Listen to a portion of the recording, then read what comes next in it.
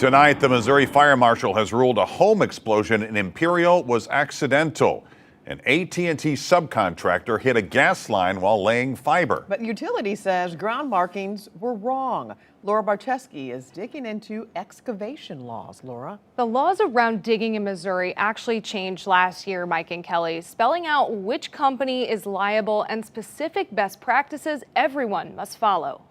Before a homeowner or a company plans to dig anywhere in the state of Missouri, they have to call Missouri 811 at least 3 work days before shovels hit the ground. They'll mark the providing utilities a certain color. Gas would be yellow, electric would be red. They'll identify them by color.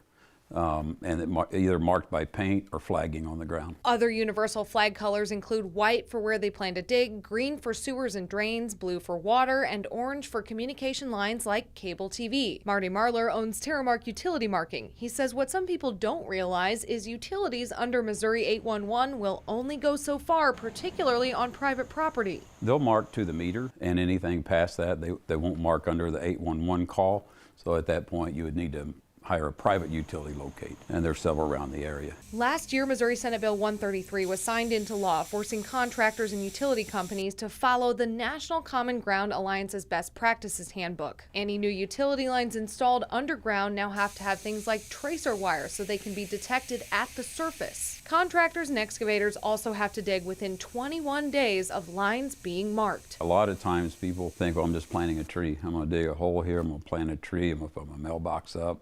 What can happen?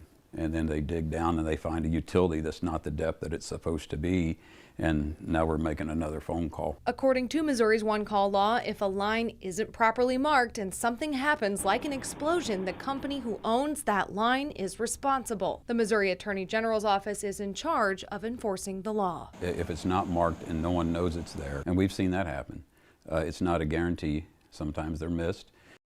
According to data from 2024, the latest that's available, more than 4,450 utility lines were damaged in a single year.